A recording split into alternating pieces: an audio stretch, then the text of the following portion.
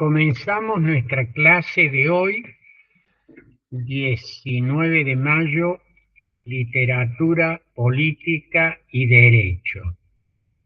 Estamos grabando para que la clase pueda ser luego vista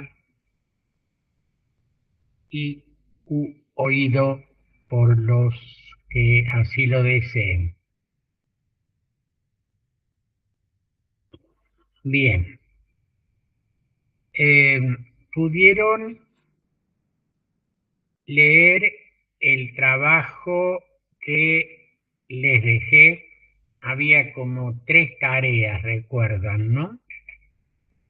La primera, leer mediante el taller de lectura Transiciones a la democracia.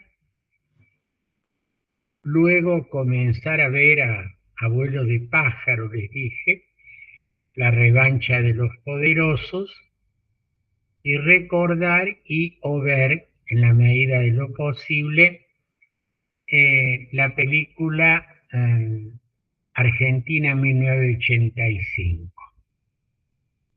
Vamos a revisar un poquito qué es lo que han podido hacer. Leer o ver. Yo hice ¿cómo es el trabajo? Hice el taller de lectura, profe, y vi Sí, Santiago. Sí, que hice el taller de lectura y vi la película. Bueno, vamos por, además de vos, Santiago, ¿quién de los otros vio la película Argentina 1985? Yo la pude ver, profe. Vos la viste, Macarena. ¿Quién más?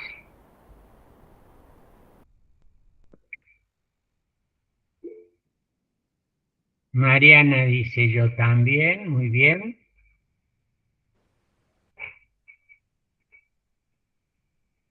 Yo la voy a ver ahora el fin de que no trabajo. Muy bien, Ludmila. Milagros, yo no llego. Yo no llegué. ¿No llegué a qué, Milagros? ¿A ver la película? Sí, a ver la película y a hacer el trabajo. Lo voy a hacer ahora en el fin de semana. Bueno, bien. Para los que vieron la película, les rogaría que compartan las impresiones que le ha dejado eh, esta Argentina 1985. Bueno, la película, como ya todos saben, se ubica temporalmente en 2 años después de retomar la democracia. Perdón con la garganta, estoy mal. Hay una escena en la película que me parece muy interesante, que es cuando Alfonsín llama a Estracera para que tenga una reunión, pero esa reunión es secreta, no le da publicidad. Y ahí marca justamente cómo el gobierno democrático de Alfonsín en 1985 era muy frágil,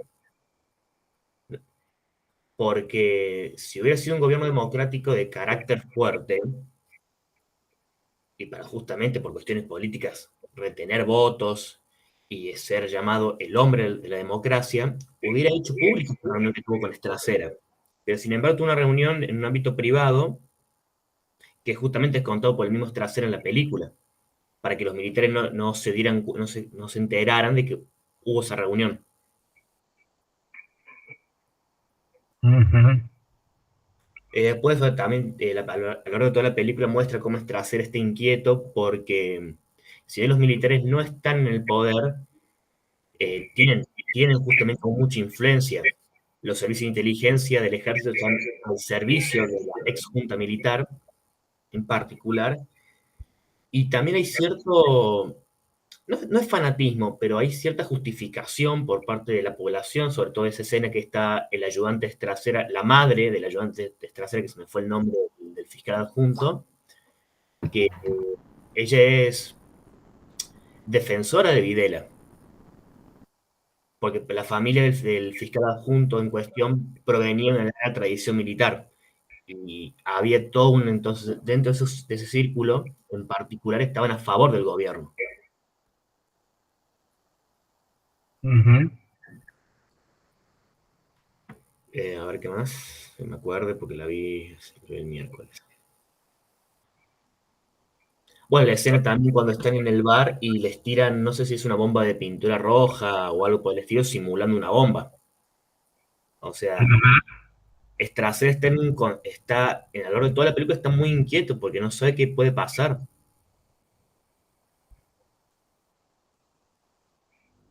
Bien. Y a vos, Santiago, eh, ¿qué es lo que te dejó más allá de estas escenas que vas destacando, ¿no? A vos como espectador de esta película, con mayor o menor eh, recuerdo del pasado. ¿M? ¿Qué es lo que te ha dejado, qué reflexión te podés hacer a partir de esto?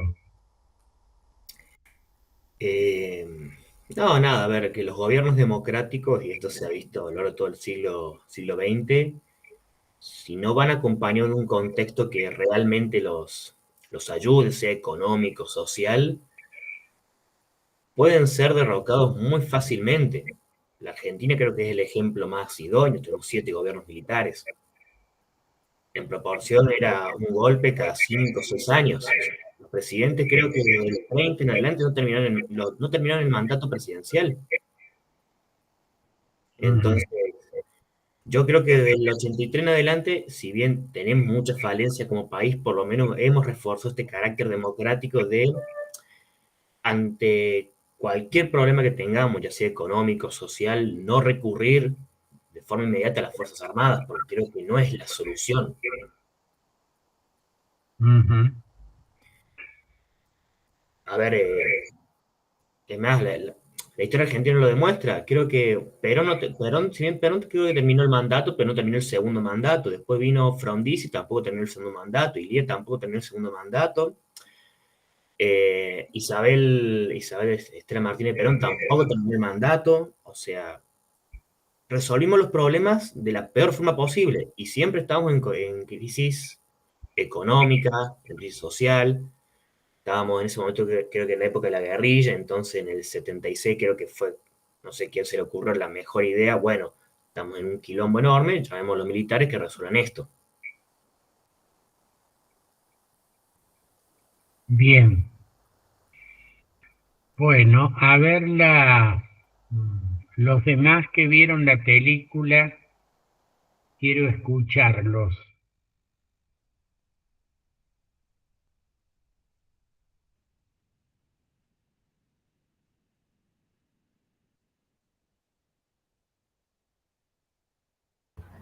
Sí, profe, yo lo que recalco es la gran responsabilidad que recayó sobre la fiscalía, ¿no? En ese momento, donde la democracia aún era frágil y llevaba poco tiempo, y donde también nadie confiaba que el juicio pudiera ser llevado a cabo, y particularmente donde los militares aún conservaban mucho poder, ¿no? Había muchas personas que aún estaban de su lado, como dijo el compañero, la mamá de el fiscal adjunto Ocampo, donde aún creían, ¿no? Y confiaban y estaban de su lado, y donde la ciudadanía comenzó a confiar a partir de los testimonios de las víctimas, ¿no? Que se consiguieron gracias a la colaboración de las organizaciones por los derechos humanos. Y bueno, las amenazas constantes, e incluso cuando en el momento de tener que conformar el grupo de la fiscalía, nadie quería comprometerse, todos tenían miedo, eh, y eso.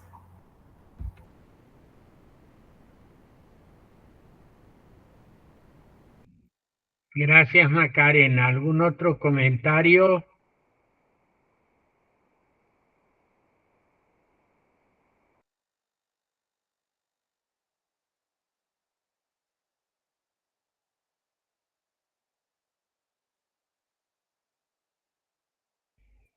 la impresión que le ha producido, la reflexión que pueden hacer. ¿Mm?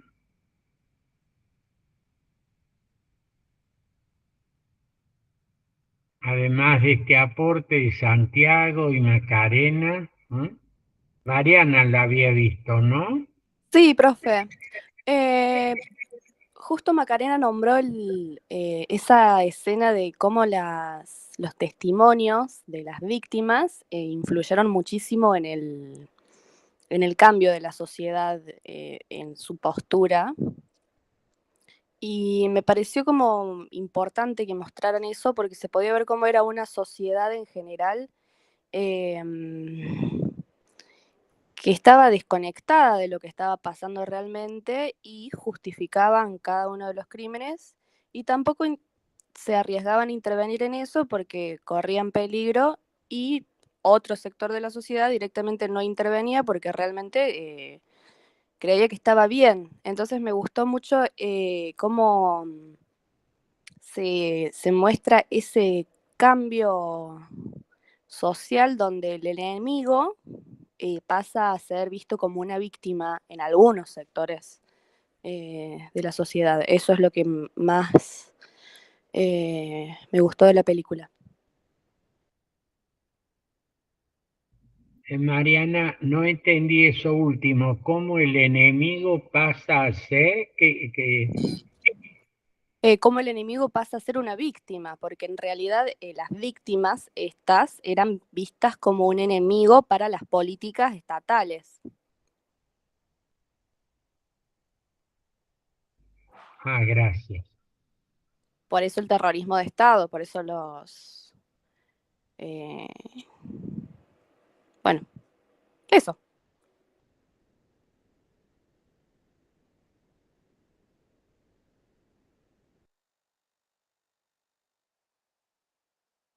Ludmila, usted la vio también, ¿no?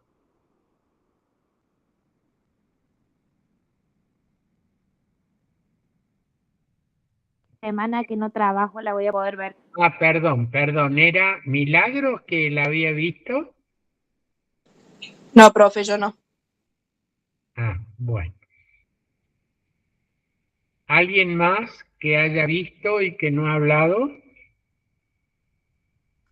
Yo tampoco la vi, profe, pero la voy a ver para la semana que viene. Bueno, bien. Bueno, ustedes, los que la han visto, tienen ya un poco la idea de para qué y por qué hice este pedido, ¿no? Que la vieran y la comentaran dentro de este tema que habíamos comenzado a abordar en la clase anterior, la transición a la democracia, la transición de un gobierno autoritario, en este caso, a un gobierno democrático, y cómo a 2 años de establecido el nuevo gobierno, la elección fue el 30 de octubre del año 83, la asunción del presidente Alfonsín fue el 10 de diciembre y 2 años después se estaba celebrando este juicio a las juntas, que aparecía como algo inédito, no había una experiencia anterior en el país ni en la región. En todo caso, como comentamos en la clase anterior, la experiencia histórica de este tipo de juicios estaba referida a la finalización de la Segunda Guerra Mundial, tanto en los llamados juicios de Nuremberg y los de Tokio, o sea, los dos tribunales internacionales que se constituyeron para juzgar crímenes de guerra. Por eso es que también les he colocado, y los invito a ver, en la página de Facebook, películas, videos que están referidos a ambos juicios, a Tokio y a Nuremberg.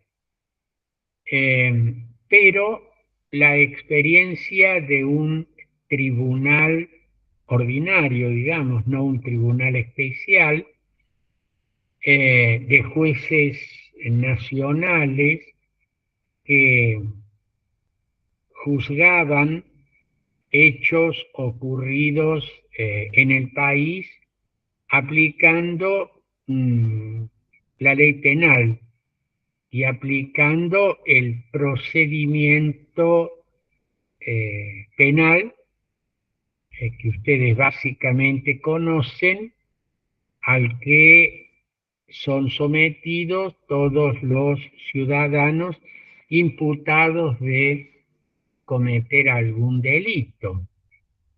Entonces, por un lado, ustedes han destacado, y es importante subrayar esto, lo de la situación en la que se realizó el juicio a las juntas. Un gobierno establecido que hacía relativamente poco tiempo, en una experiencia histórica, que fue lo que señaló Santiago hace un rato, en el que los gobiernos civiles anteriores a los años 83 se habían caracterizado por, en general, no terminar su mandato, porque había una interrupción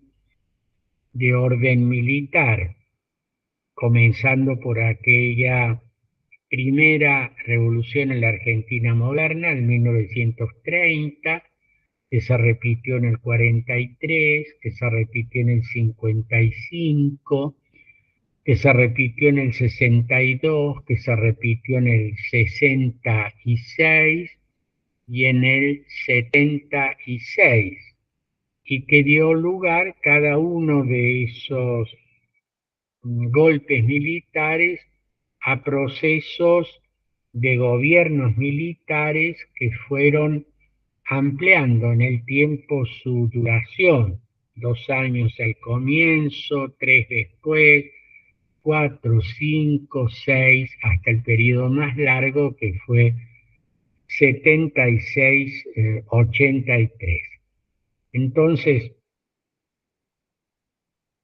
parecía que toda vez que en un gobierno democrático, en un gobierno constitucional, en el que las autoridades habían surgido de una elección popular, enfrentaban algún tipo de problema económico, social, político, etcétera, aparecía en el escenario futuro un golpe militar. Y esto ha señalado bien Santiago, y saben ustedes por lo que han estudiado y vivido, que estamos en un periodo de 40 años, se cumplirán en diciembre de este año, de gobiernos democráticos en los que no ha existido una interrupción, un golpe militar. Problemas, dificultades, crisis, etcétera, las ha habido y seguramente las seguirá habiendo, pero cada vez más parece afirmarse la idea de la perduración en el tiempo de los gobiernos surgidos de la voluntad popular. Esto que decimos ahora, 40 años después del 83, en aquel año del juicio a las juntas no era así. Pesaba mucho más lo que había ocurrido antes, debilidad, interrupciones, nuevos golpes, que la experiencia que hoy tenemos. Por eso es importante, al ver la película, al analizarla, situarse en ese contexto. Las preguntas, los temores, las cuestiones que se mostraban, que aparecían, que se daban a luz, que habían sido conocidas parcialmente o desconocidas, la actitud de la ciudadanía o parte de la ciudadanía que no veía de la misma manera que vio después de conocido una serie de hechos lo que se pudo ver a través del juicio a la Junta. Esto es un poco el sentido que tiene el pedirles que vieran y que comentáramos esta película, más allá del valor cinematográfico, más allá de toda la discusión que ha llevado en distintos planos. Esta producción cinematográfica ha podido colocarnos frente a un hecho histórico importante en la vida institucional del país. Y en este contexto al que estábamos haciendo referencia como parte de lo que marca nuestro programa, las transiciones políticas, o sea, la transición de un gobierno autoritario a un gobierno democrático, que es un poco lo que también en nuestra futura clase, que ya les anuncié a cargo de la doctora Ferrero sobre soldados de Salamina, de la mano de una obra literaria, en este caso una novela, podremos hacer referencia a otra transición política, en el caso de España, del autoritarismo franquista a la democracia española actual. Ustedes recuerden, y este es un poco el sentido de nuestra materia, que de la mano de testimonios literarios, novelas, crónicas, de la mano de documentos cinematográficos, videos, películas y demás, podemos advertir una serie de procesos políticos y también cómo eso se proyecta en el orden jurídico. Volviendo al tema de la película, ustedes ven que se discute qué ley se aplicará, qué procedimiento, la adopción no de un procedimiento especial, sino el procedimiento ordinario, a diferencia de lo que pasó en los dos tribunales internacionales citados, Nuremberg y Tokio, en los que hubo que hacer una adaptación de unos procedimientos y una legislación que no estaba dictada especialmente para encuadrar esas conductas delictivas, aquellos crímenes de guerra, estos llamados crímenes de lesa humanidad. Esto un poco en torno al sentido de lo que les hemos pedido que vean, que en parte a través del comentario de los alumnos que acaban de hablar, el resto de los alumnos que no han visto aún la película, me parece que se entiende el porqué y el para qué de esta tarea. Yo les dije al comienzo del cursado que siempre tratamos de explicar el porqué y el para qué de cada tarea que se les encomienda, de manera tal que, bueno, no digan ustedes, hemos tenido que ver una película porque el profesor nos exigió que la vieran. Hemos tenido que leer esta novela porque si no, no aprobábamos esta materia opcional. O hemos tenido que hacer esto porque forma parte de una de las consignas obligatorias en el cursado. Es muy importante que todo lo que hemos hecho, lo que estamos haciendo, lo que vamos a hacer, ustedes descubran el por qué se les pide y el para qué lo hacen. Porque de esta manera me parece que podemos alcanzar esos objetivos que están allí puestos en el programa, que ustedes lo han visto, que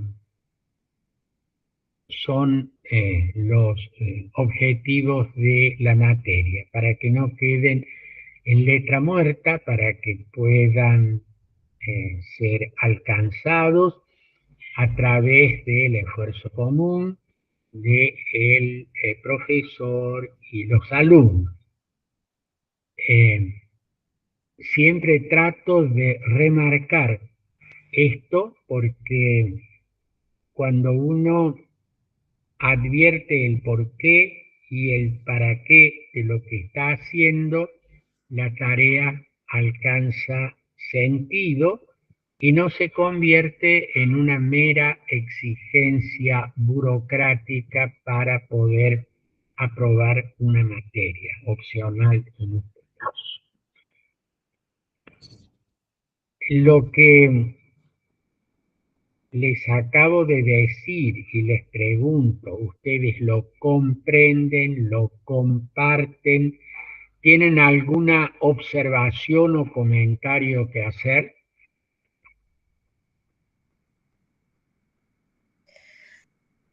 No, profe, a mí particularmente los talleres de lectura, como le habíamos dicho una vez, me sirven mucho para el día del parcial, digamos, tenerlo todo más fácil, más al día y no tener que leer todo apurada. Entonces lo vamos viendo de a poco y entendiendo y buscando las ideas más importantes. Eso a mí me sirve mucho. Bueno, muchas gracias, Guadalupe. ¿Algún otro comentario?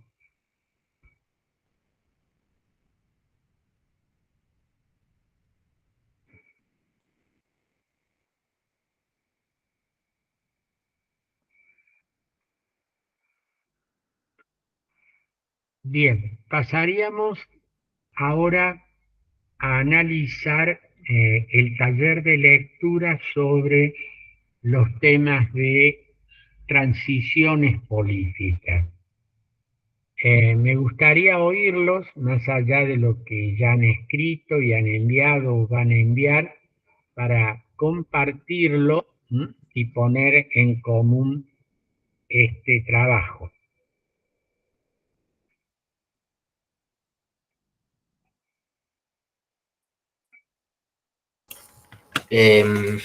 Bueno, profe, el texto habla justamente, nos ubica, creo que geográficamente en América Latina, empieza a comparar y a explicar la transición de regímenes democráticos, principalmente de América Latina y América Central, y después toma como ejemplo países como Argentina, Brasil, Paraguay o Chile, y vincula justamente ese proceso de democratización con varios factores, como por ejemplo, si queremos una democracia de carácter estable, esta tiene que estar muy vinculada con la calidad cultural que tenga el pueblo, con la situación social y económica que se tenga y con los valores que se transmiten justamente de generación en generación.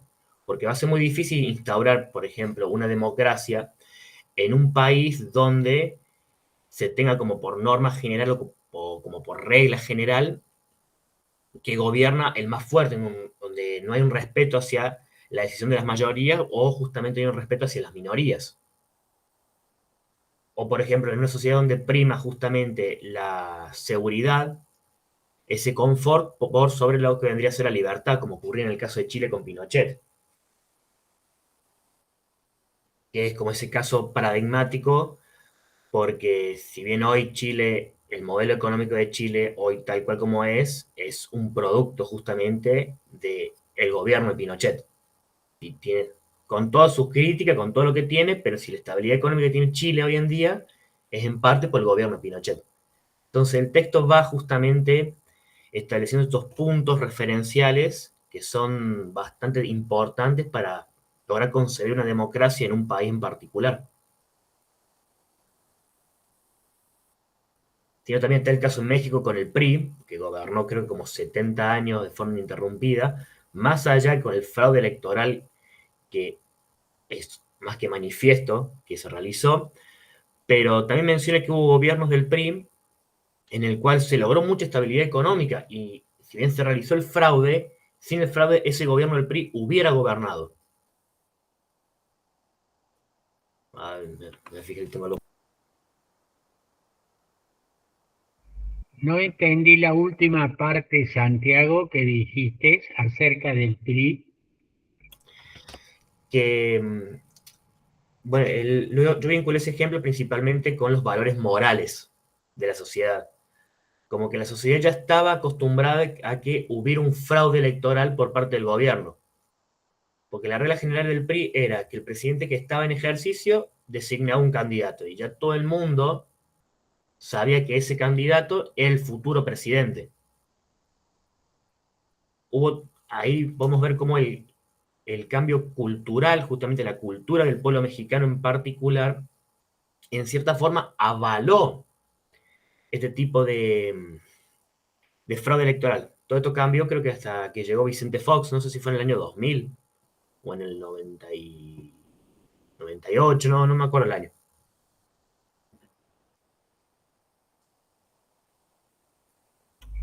Gracias, Santiago. Otro comentario acerca del taller de lectura, por favor.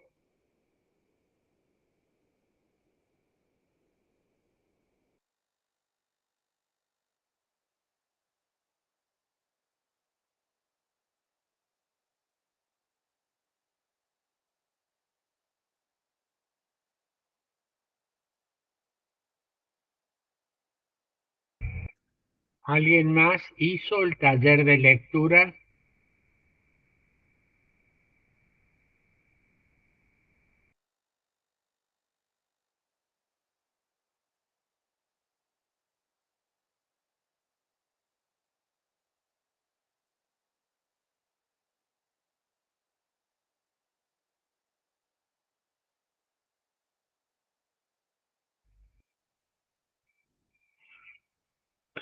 Bueno,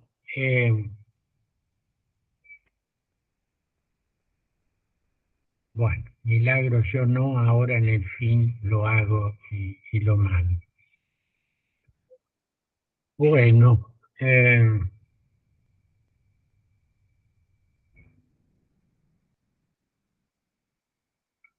importante, y ustedes lo acaban de oír en la intervención de Santiago, como el tema que estamos considerando transiciones a la democracia, fundamentalmente en la región, América Latina, digo, en este proceso o en estos procesos hay una serie de temas a resolver, algunos resueltos, otros irresueltos, otros que vuelven a presentarse, aun cuando se supone que estamos en general promedio a 4 décadas de aquellos gobiernos autoritarios que en la región fueron abandonándose para iniciarse procesos democráticos. Digo, hay procesos que aparentemente algunos o varios o todos se cumplieron, otros que se habrían cumplido y que reaparecerían algunos temas en la situación contemporánea. Por eso es importante ver este tema de las transiciones y ver cómo en la literatura, como en el derecho, como en la política, se han ido expresando o se expresan actualmente. Procesos complejos en los que en cada uno de nuestros países existieron hechos que dieron lugar al comienzo de la transición, a veces a través de un sistema de pactos o de acuerdos entre el autoritarismo que estaba gobernando y la democracia que estaba adviniendo. El caso de Uruguay, por ejemplo, del propio Chile, de Brasil, y en otros casos, como el nuestro, Argentina, a donde un hecho externo fue la guerra de Malvinas, la derrota frente a las fuerzas británicas produjo una rápida caída del régimen autoritario y el inicio de la transición. En el caso de Argentina, a partir de la elección fundante de octubre del 83 y la asunción del gobierno democrático el 10 de diciembre. Entonces, allí aparecen una serie de temas de naturaleza política, social, económica. Por ejemplo, Santiago señalaba cómo en el caso de Chile, determinados cambios económicos que se habían producido durante el gobierno militar, en la transición al sistema democrático, van a persistir algunas o varios de esos cambios en un nuevo contexto político, incluso hasta hoy, que ha vuelto a cambiar el contexto político de Chile tras la elección del actual presidente Boric. Como también, y esto es algo interesante para reflexionar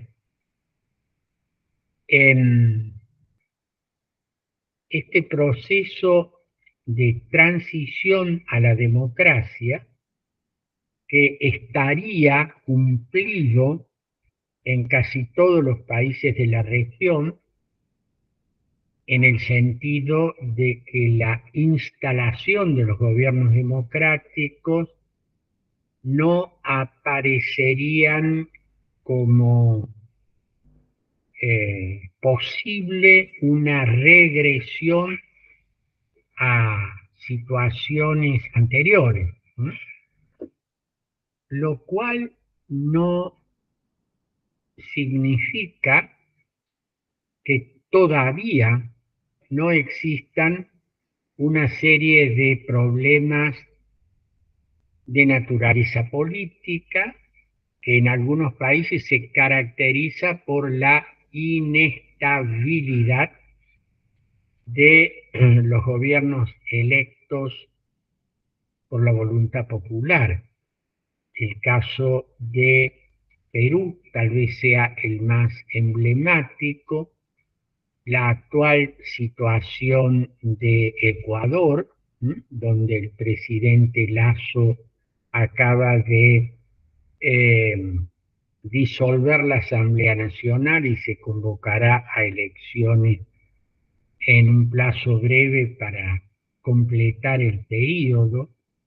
En casos precedentes como la Argentina 2001, la renuncia anticipada del gobierno constitucional y el procesamiento de ese problema político a través de mecanismos institucionales. En otros casos, situaciones como la que se vivió en Bolivia hace unos años, luego de la elección cuestionada en la que el partido de gobierno, el MAS, y el entonces presidente Evo Morales fue acusado de una serie de irregularidades, un gobierno de transición dentro de las reglas institucionales, una nueva elección, un nuevo gobierno, y en otros países de la región en los que más que una transición a la democracia, se ha producido un proceso inverso, es decir, se ha transitado de un régimen democrático a una nueva forma de autoritarismo de base electiva, como es el caso de la Venezuela actual, o como el caso de Nicaragua, en el que un gobierno que surge de un proceso revolucionario que pone fin a la dictadura de un gobierno autocrático y familiar en Nicaragua, la Nicaragua de los Somoza, luego de un proceso de naturaleza militar revolucionaria, el sandinismo en el poder, da paso en los 90 a una democracia de base electoral, con el triunfo de Violeta Chamorro frente a el candidato del entonces oficialismo sandinista, y luego de algunos turnos de gobiernos electivos civiles, el retorno, bien es cierto que por la vía electoral al poder del sandinismo, da como resultado una suerte de regresión a una nueva forma de autocracia electiva. Esto que en el texto que yo les he pedido que lo puedan ver a vuelo de pájaro, que lleva el sugestivo título de La revancha de los poderosos, es decir, esta vuelta al poder de gobiernos autoritarios. Bueno, en esta cuestión, yo diría que hoy ha aparecido o reaparecido un tema que yo les mencioné en la clase anterior, dentro de este clima de lucha electoral que se abre en la Argentina rumbo a elecciones presidenciales en este 2023. ¿Cuál sería el tema reabierto o que se intenta reabrir? Cuando en los procesos de transiciones a la democracia se menciona siempre en primer lugar lo que llamaríamos el restablecimiento de la democracia política, entendida esta como el procedimiento a través del cual se eligen y se cambian los gobernantes, procedimiento que no es otro que no sea el de la elección popular, celebrada esta en condiciones de libertad, lo cual significa que no hay, y acá voy a utilizar una palabra que habría reaparecido en el escenario argentino actual, proscripciones, es decir, prohibición de ser parte del proceso a personas o partidos, y la otra restricción al procedimiento electoral estaría dada por el fraude, es decir, por que la voluntad popular expresada en las urnas sea alterada a través de algún tipo de mecanismo. Entonces, cuando uno habla de la democracia política, está hablando en primer lugar del establecimiento y recambio de gobierno a través de las reglas democráticas, que implican, reitero, una elección popular en la cual no existe ni proscripción ni fraude. Esto es lo que se plantea inicialmente en la celebración de aquellas elecciones fundantes en el proceso que se inicia en los 80 en la región hacia el establecimiento de gobiernos democráticos.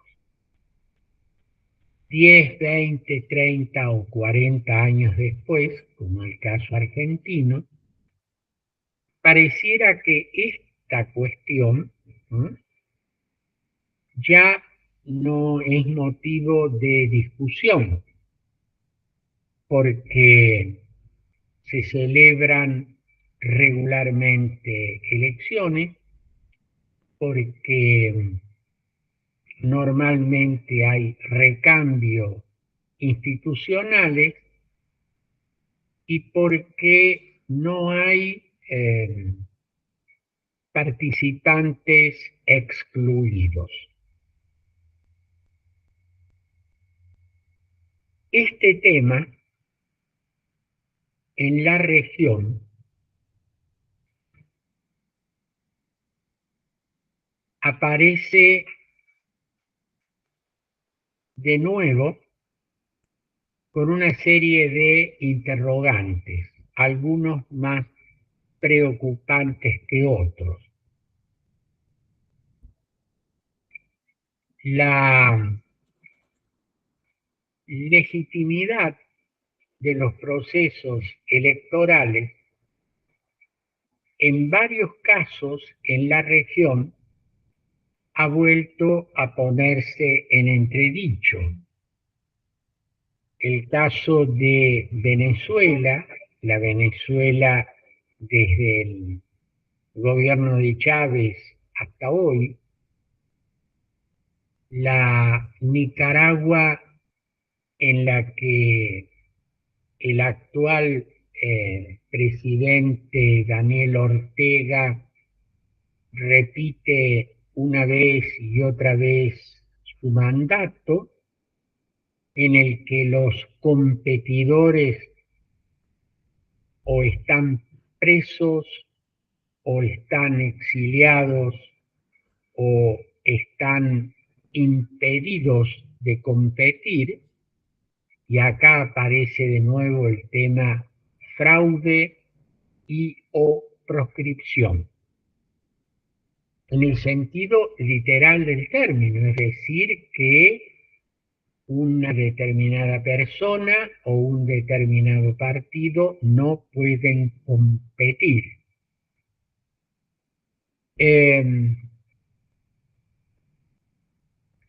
No es el caso argentino desde el 83 a la fecha. No obstante lo cual, en el clima preelectoral en el que Argentina transita rumbo a las elecciones presidenciales, reaparece la palabra proscripción. Y acá enfrentamos, me parece que un gran equívoco. Como en la tradición política argentina, esta palabra tiene un peso muy fuerte. Recuerdo que luego de la Revolución del 30, en las elecciones posteriores, la primera fue en el año 32, la segunda en el año 38, la palabra proscripción apareció o reapareció con el impedimento de que un partido o un candidato pudiera competir, en aquel caso aplicado al radicalismo. Y que luego de la Revolución del 55 y durante muchos años, la palabra proscripción adquirió carta de ciudadanía en el debate político argentino, aplicado en este caso a una persona, el expresidente Perón, y al partido o movimiento que este había constituido, genéricamente el peronismo. Esto hasta la elección de marzo del 73, el primer intento de transición del autoritarismo a la democracia, este tema estuvo presente porque un candidato, en este caso el expresidente Perón, estaba proscripto. Proscripción en el sentido literal del término. Usted no puede participar de la elección. Y durante todos los años precedentes, el partido peronista no podía competir como tal. Este tema, a partir del año 83 y de este proceso en términos comparativos, no es largo comparativamente a las experiencias argentinas, 40 años, en comparación a otros países no tanto, pareciera, y utilizo el condicional, reaparecer en la contienda política argentina.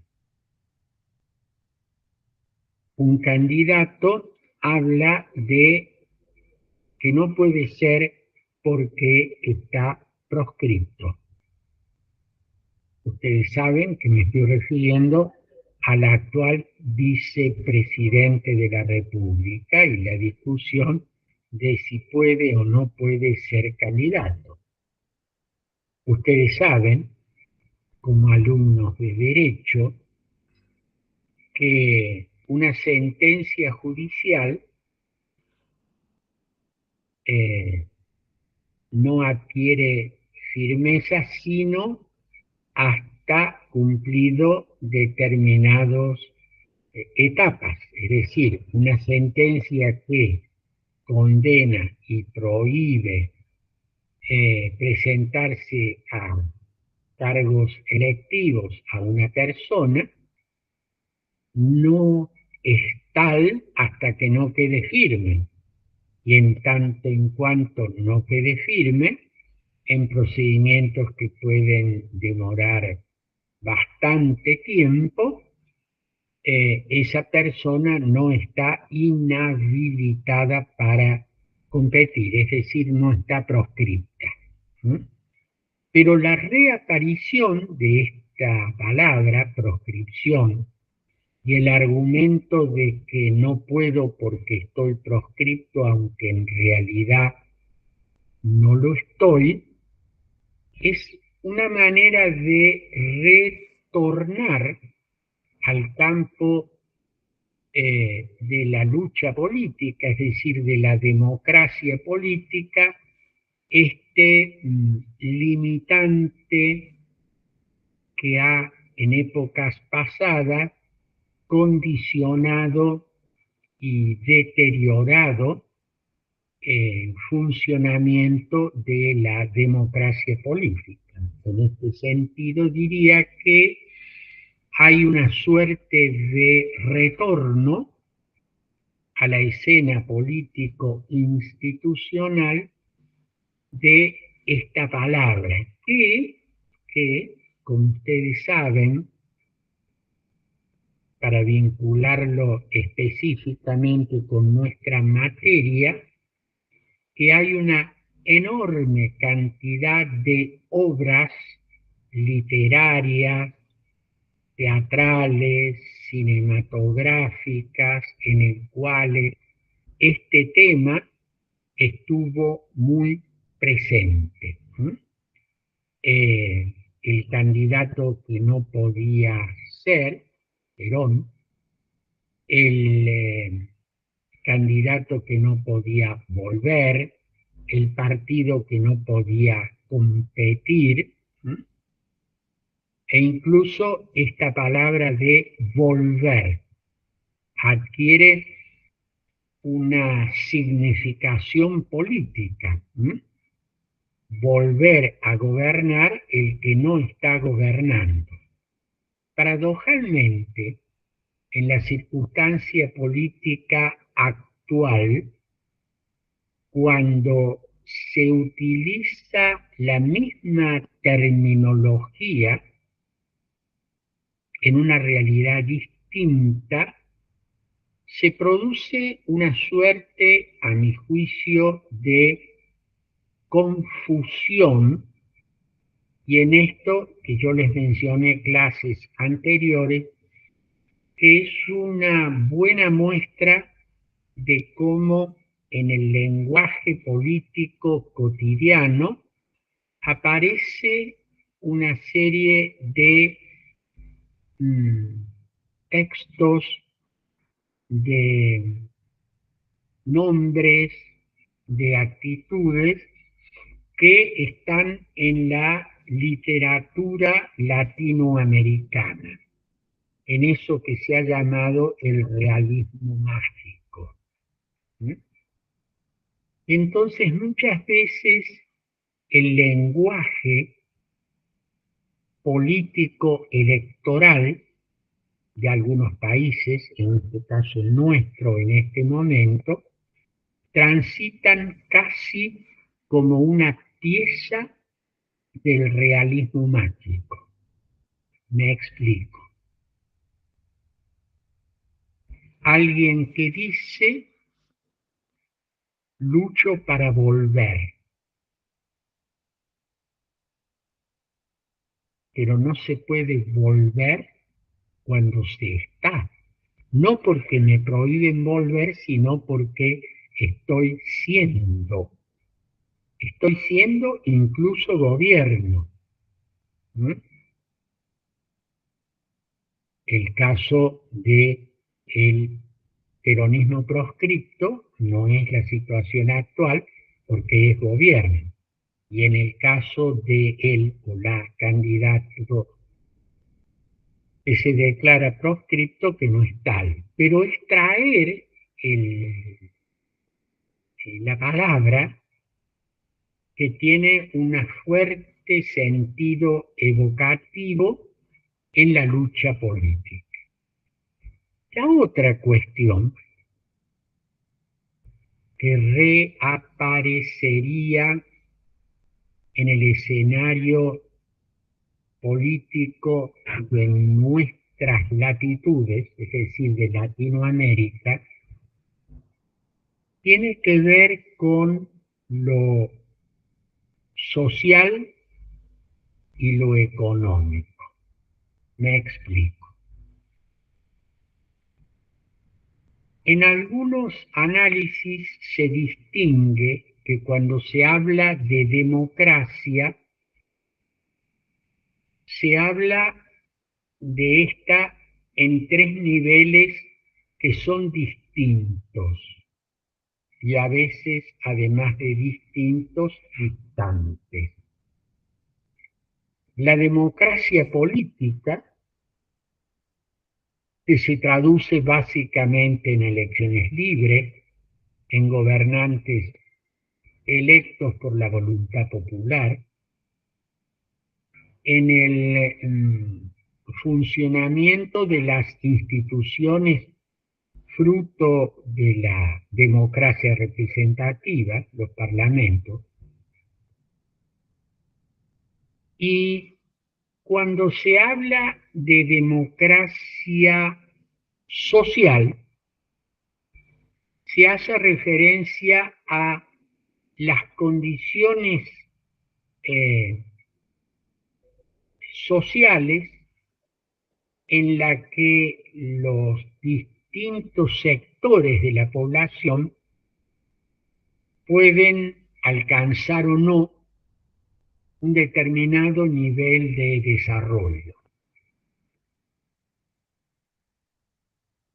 Calidad de vida, nivel educativo, acceso a la salud, etc. Entonces, acá se plantea una discusión en clave democrática en otro plano. Y en un tercer lugar, muy vinculado al segundo, la llamada democracia económica, que tiene que ver con la forma de distribución del ingreso. Entonces, muchas veces se vuelve a plantear que habría regresiones en el orden democrático, sino en el plano político, en el plano social o en el plano económico.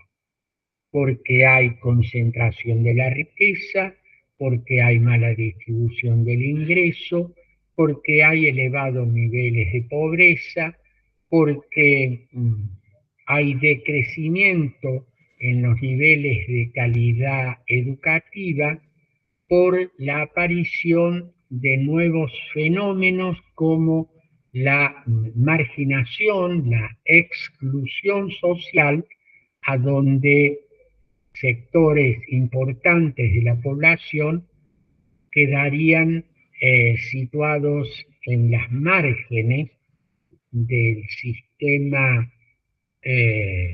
social y económico, aun cuando en términos políticos estén funcionando como ciudadanos electorales.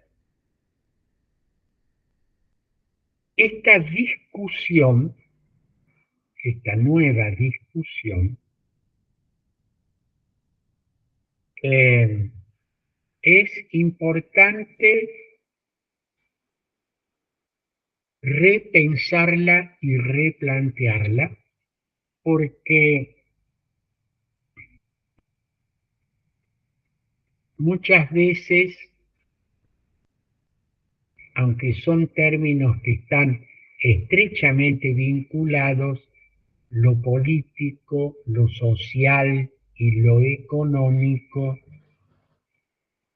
un discurso que mezcle, que confunda, que lleve a anunciar que dejamos de tener democracia por tal o cual cosa, puede convertirse en un escenario muy peligroso. ¿Mm? Porque aparecen una serie de signos en los cuales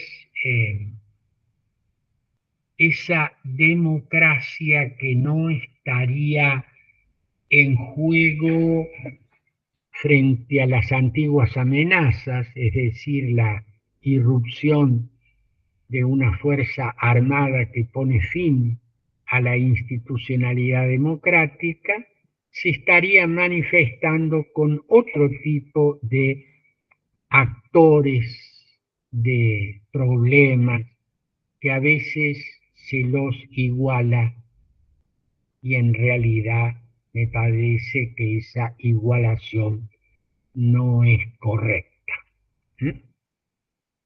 Entonces, se puede decir en el fragor del debate político que poder militar ayer, poder mediático hoy, poder militar ayer, poderes económicos concentrados hoy son equivalentes, nos pueden llevar a una confusión terminológica, pero también a una confusión actitudinal y también a una suerte de atolladero sin salida en la evolución político-institucional de nuestro país y de nuestros países. Esto también se refleja en la literatura, se refleja en los títulos, se refleja en los periódicos, se refleja en los mensajes que a través de las redes sociales nos llegan con mucha frecuencia y con mucha potencia. ¿Mm? Bueno, esto es lo que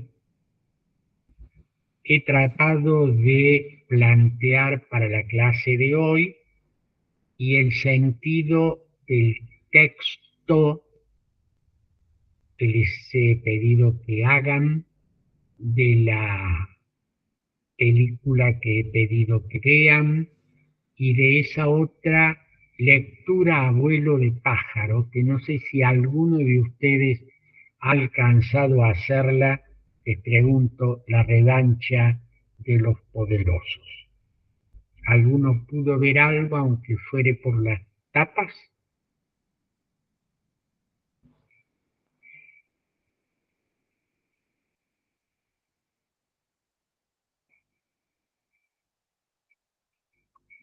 Bueno, por el silencio parece que no.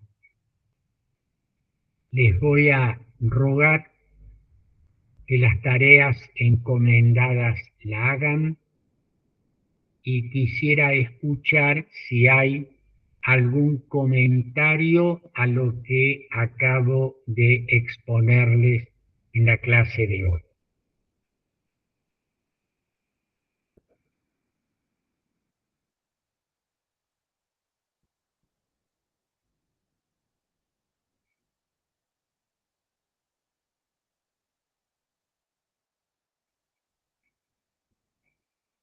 ¿No hay ningún comentario?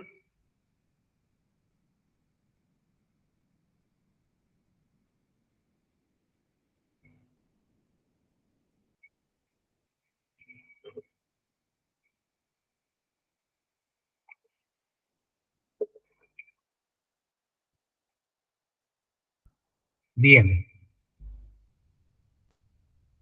Si no hay ninguna otra pregunta, comentario o sugerencia, voy a dar por concluida la clase de hoy.